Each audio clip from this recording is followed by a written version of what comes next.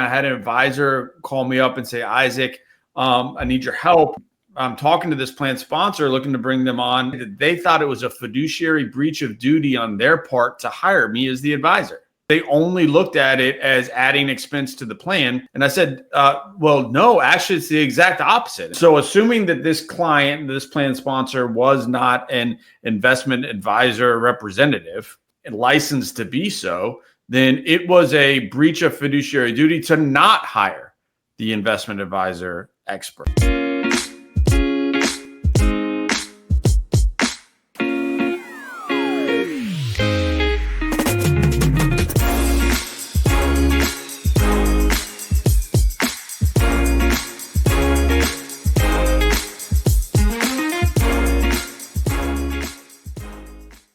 Welcome to the Wise Fiduciary Podcast. I'm Isaac Wood, one of your hosts from Fiduciary Wise. Whether you're a thought leader, service provider, CEO, or decision maker, this podcast is for you. We break down best practices, the services and solutions available to you, discuss the latest topics, and shake up the industry norms. Join us as we explore, challenge, and navigate the future of fiduciary responsibility, and we do it together. For this season, we're doing skits that illustrate conversations that we've had in real life or do have and break them down just for you. Again, my name is Isaac Wood. I'm an ERISA 402A specialist here at Fiduciary Wise. And for our skit today, I will be playing the role of the financial advisor. And I am Marta Hurst. I am a partner here at Fiduciary Wise. I've spent the last 20 years in the retirement plan industry, and I will be playing the part of the plan sponsor. We will get in character here for you. Every good financial advisor has a fedora and a tie that may or may not match a shirt. And every plan sponsor wears a cardigan. Everyone that we work with, right? Offices are cold, man. It happens. True. Hey, Sally sponsor. I heard you're the new person in charge of the 401k plan. Great to meet you. Hey, Isaac, thanks for calling. I'm actually trying to get up to speed, but I think I'm getting it. Just make sure the plan has some stocks and bonds and hope for the best. Sally, hope is not a strategy. What's going on over there? Well, I just got assigned as a fiduciary for the 401k plan. I have no idea what I'm doing, if we're being honest. Something about being a prudent expert. I'm just trying not to get sued. Well, lucky for you, I actually just had a conversation with someone over at Fiduciary Wise, and they educated me up real good. They mentioned actually two rules that you should pay utmost attention to. So let's see if I can remember them. The first one was the exclusive benefit rule. And as they told it to me, the exclusive benefit rule means that you must act solely in the interest of plan participants and their beneficiaries. So that means, Sally, no using plan assets for your own gain, no funny business at all, Sally. That goat yoga startup that you were looking into, can't use the money in the plan to invest in that. Participants first, your personal interests off the table. Well, that seems pretty obvious. You'd think so, but there's a lot of goat yoga startups out there that are being funded by 401k assets. So just so you know. But I can find you plenty of examples of fiduciaries, as I mentioned, who managed to mess that one up. But here comes the heavy hitter. So that first rule was the exclusive benefit rule, but the second rule is the prudent expert rule. And as they'd explained it to me, that means that you must act with the care, skill, prudence, and diligence of a prudent expert. Now, that may sound like legalese, but to translate that for you, that means that you don't get to guess at your job here. If you don't know something, you need to bring it to someone who does. So I'm not an expert in 401ks and retirement plan stuff. Does that mean I have to hire one? You're spot on, exactly. And you need to document that decision too. Okay, so exclusive benefit means I act only for the plan participants, not myself. Or the goat yoga studio. And prudent expert means I have to be a pro or hire one. Now you're getting it, Sally. Okay, cool. Well, I hired you. I mean, the company hired you. So that's it, right? Well, you're partly right. I am an expert, but I am an investment professional expert for your plan. So I came out and help with enrollments. And if any participants ask questions about investments, you can send them my way. I'm also a 338 investment manager. And so I select and monitor the investments that you offer in your plan. But there's so much more to a retirement plan than just investments. Ugh, okay, fine. So when I was looking through all this plan stuff, I saw something about a TPA and a 316. Does that cover it? That definitely helps too. They focus on the administrative side, like I do the investment side, testing and compliance and approvals, things like that. But now that you know that the law requires you to be an expert or hire one, and you already told me you aren't, you really need to think bigger. I heard a presentation from Fiduciary Wise. That's where I got these rules from last week. And now that's a team of prudent experts. I was going to recommend them at our next investment review meeting, but since you just got this plan put in your lap, I think sooner might be better. A whole team of experts? That sounds expensive. Not as expensive as becoming one yourself or adding someone to your staff that is. Well, let's schedule a meeting with them. All right, all right. You make good points, and my head is spinning from all this stuff. I just don't get it. So let's set it up. Done. Hello, this is Judge Jones. Today I want to talk to you about hiring an expert if you are not one.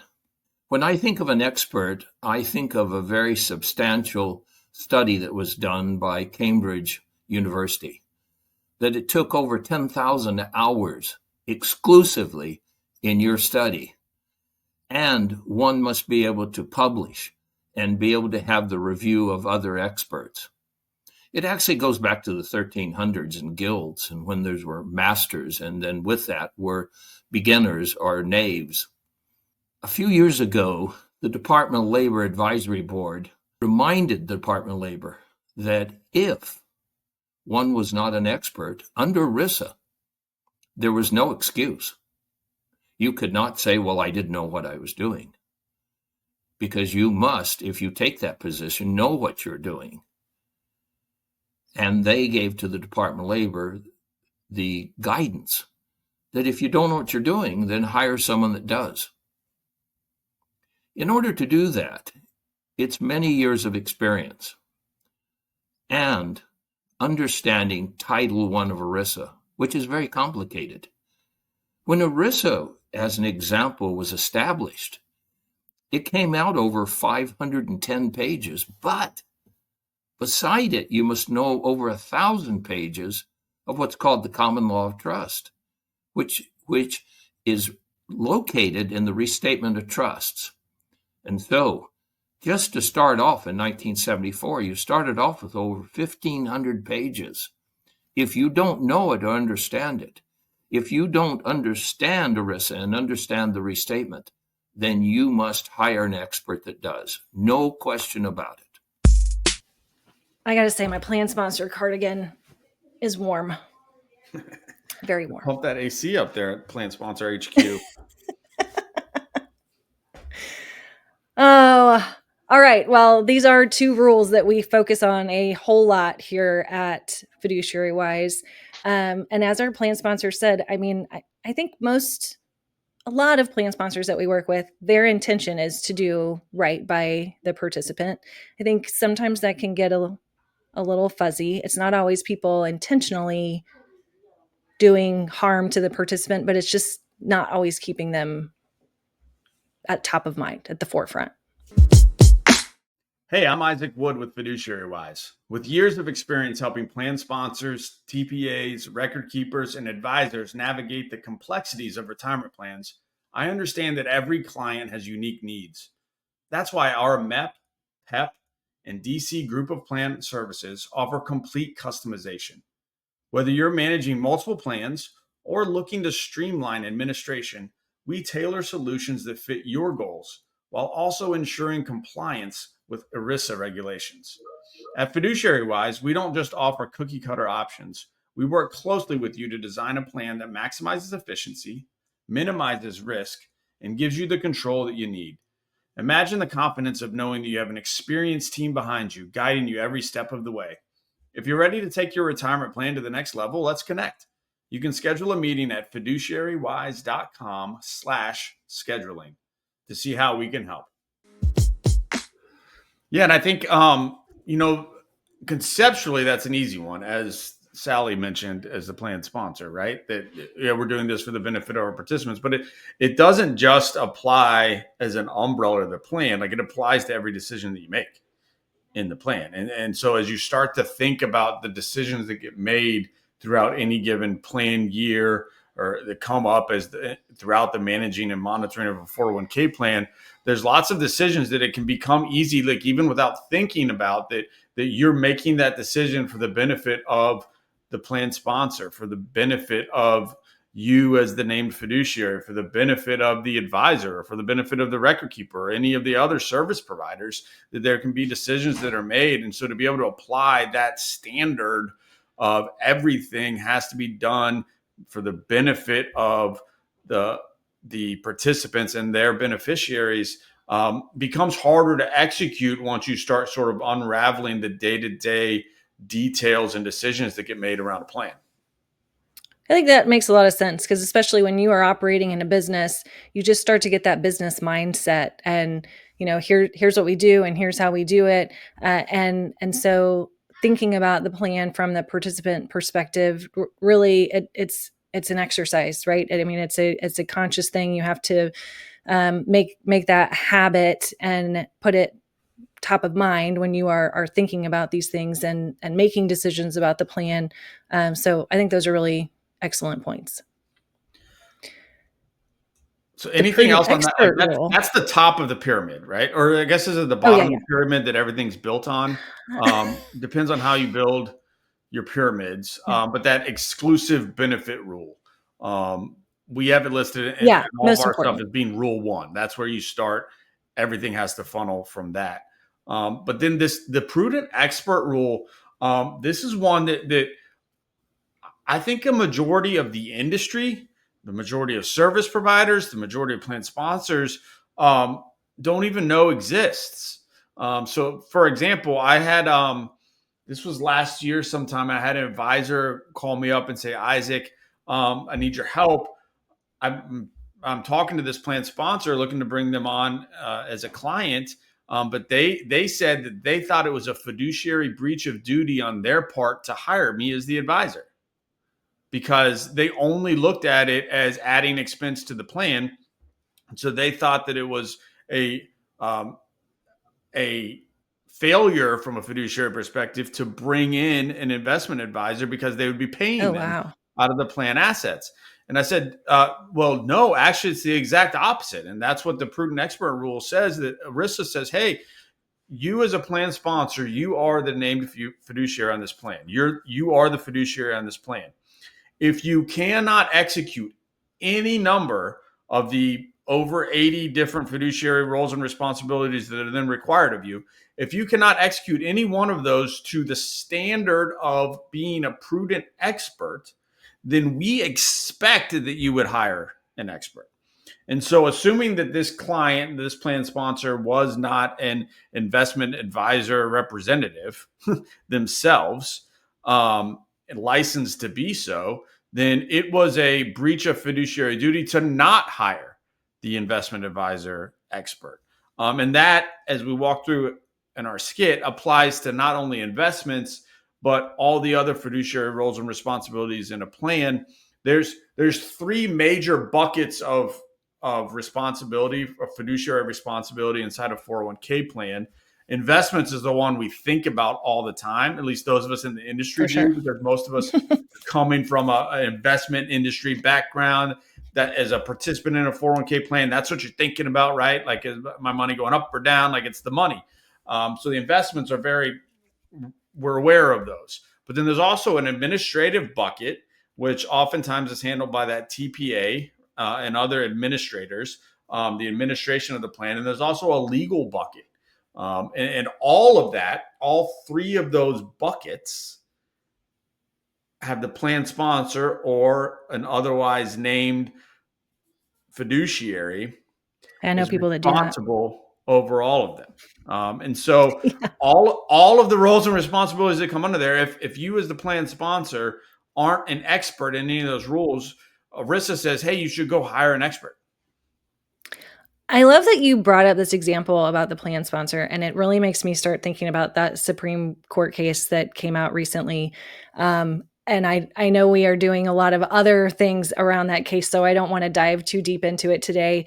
But when you are hiring people to service the plan, that is a whole documented process as well. And so it's not, should we hire this advisor and maybe we shouldn't because it's going to cost money. It's like, what advisor should we hire, and what services are they providing, and what are we paying for that, and how are we making this decision? And especially people who work in retirement plans. I mean, yes, occasionally you've got somebody that's worked for different companies, and so maybe they've been exposed to multiple plans, but a lot of employers haven't.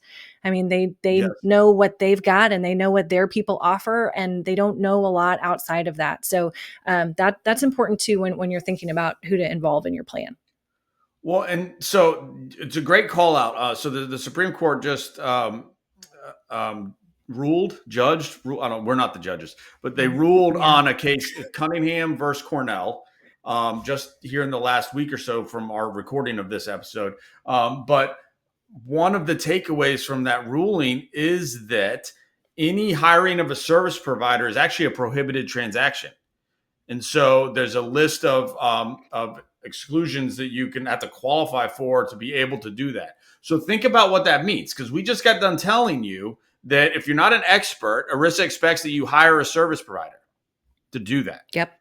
But then at the same time, hiring a service provider is a prohibited transaction in a 401k plan. So what? How are you supposed to do this? And the answer is that you have to do it in a prudent way. You have to do it as a prudent expert. And are you able to document and prove to the courts that the process you went through for hiring these service providers was one that a prudent expert would do? And so that's the challenge of being a plan sponsor, is that all of that's on you, that you're expected to go hire experts, but also that's not allowed. But you have to be able to prove that it is allowed because you did it in an expert manner. Meanwhile, you have to still do your day job, which is producing and selling and marketing whatever widgets it is that you do. And so Point there's a, shoes, point ballet shoes. Isn't that what we talked about yeah, in your another episode? yoga farm, you have to be able to do that. Hi, I'm Kate McBride with Fiduciary Wise. We know that managing retirement plans comes with a lot of responsibility, and having the right knowledge is crucial to making the best decisions for your plan and participants. That's why at Fiduciary Wise, we don't just provide fiduciary services, we're committed to educating those who manage retirement plans through resources like the Fiduciary Wise Brief. Our program delivers expert insights to help you navigate the complexities of ERISA, compliance, and the fiduciary risk management. If you're finding value in what you're hearing in this podcast and want to take your understanding to the next level, let's continue the conversation. Reach out to us at fiduciarywise.com/scheduling and learn how we can support you with the knowledge and tools you need to confidently manage your plans. And so Yeah. there's a lot that's on a plan sponsor's plate, and that's kind of what we're trying to communicate here. That there's a lot that's on your plate, and there's a high standard for which you're expected to be doing this. And so Yeah. many CFOs, HR directors, benefits directors out there in companies just at the end of the day are not prudent experts themselves in all things ERISA. Yeah, I agree, and as Sally Good. Sponsor I'm said, it glad you makes my agree. head spin. Makes my head spin. Even being in this industry as long as I have been and knowing the things that I know, I'm like, "Oh my goodness."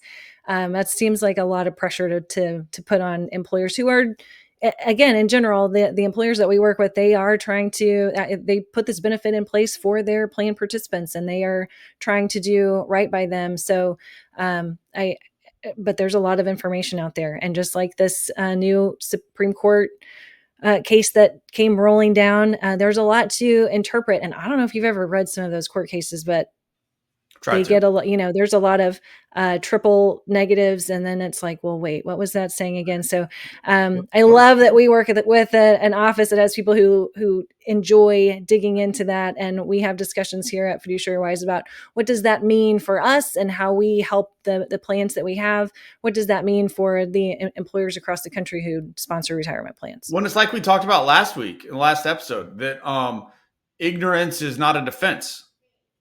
And Right. so I think we've laid the case that you're required to be an expert. If you're not an expert, you got to hire an expert. And not knowing that is not a defense, and especially since you're now listening to this podcast, and so you can't say that you didn't know it. But that ignorance is not a defense. And so if you are a service provider to 401k plans and you have clients that that are plan sponsors, that they are held to these standards. And so if you don't believe that they are able to execute at a prudent expert level, let's have conversations and see if we can get them the help that they need and that ERISA requires. Absolutely. I think this is a great skit and a great review of these two rules. They are our golden rules here at Fiduciary Wise, and I am so happy that we could share it with everybody today. Absolutely, man. We're getting better at these skits too. Looking forward to where we go with these. So thanks to all of you for tuning in to the Wise Fiduciary podcast. We would love to hear your thoughts and answer your questions. So drop us a comment here, send us a message, or you can schedule a meeting with us at fiduciarywise.com/scheduling. Don't forget to join us next time for more insights and discussions and skits. See you in the next episode.